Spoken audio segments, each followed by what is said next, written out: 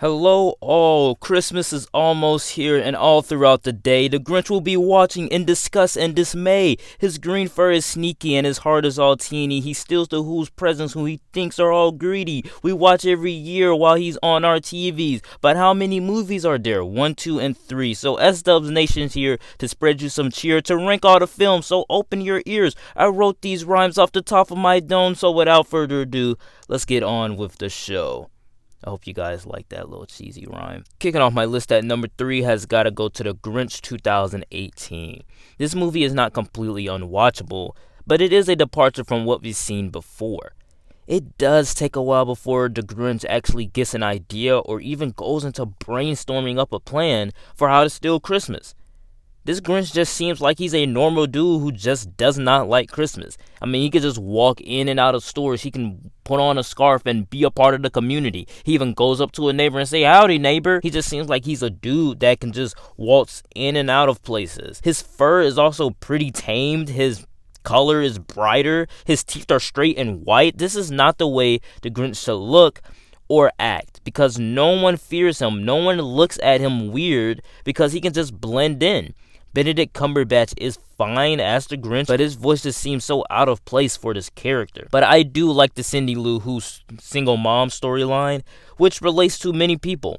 Also, Illumination is known for this. The animation is colorful, bright, vibrant. I love the animation inside of this movie, and I'm pretty sure a lot of people did also. Also do love the Grinch's backstory as him being an orphan that during Christmas time, everyone was opening up gifts from underneath the tree that he didn't have because he was so alone. So I can see why he does not like Christmas. This updated version of the Grinch will please kids, but for someone who grew up on other versions, it is not the faithful adaptation worth watching for tradition every year. My runner-up at number 2 has got to go to How the Grinch Stole Christmas 1966. This is essentially a TV special which is perfect for the story. The Grinch is a story that should not be stretched longer than a good 20 minutes unless you're adding something of substance and something new to the adaptation. In my opinion, this is the most faithful adaptation. The Grinch is a loner. He's evil. His teeth are crooked. Obviously, the Grinch deserves to be an animation and definitely done right, just like in this one, instead of what they did in 2018. Now, also, guys, keep in mind that prior to this ranking, I have never seen a TV special, and I had to watch it for this ranking,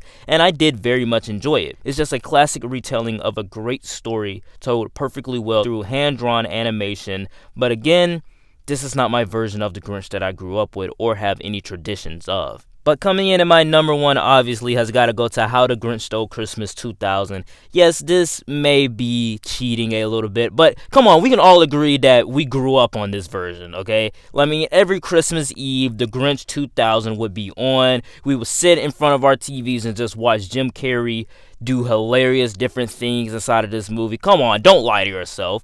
Also, going back to Jim Carrey, he is just so entertaining in the role that you just do not want to stop watching him. The Grinch is truly a disgusting character that eats onions and have crooked teeth and yellow eyes that all the Who's fear, even when his name is mentioned.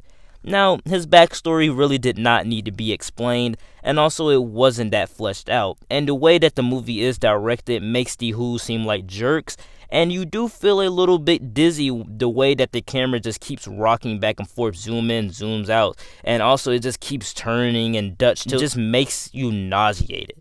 But in the end, everyone learns a lesson. The Who's learned that Christmas is not just about presents, and the Grinch learns that even though he took the gifts from the Who's, they still celebrate because it is not about gifts. It's about being together and spreading that joy. And I think that's why I have it higher than the 1966 version, even though that version is perfect. It's a perfect adaptation. But this one is different because both sides learn a lesson. The Who's are not perfect characters. They are also human. So then they learn a lesson in the end as well. It's not just the Grinch that's changing.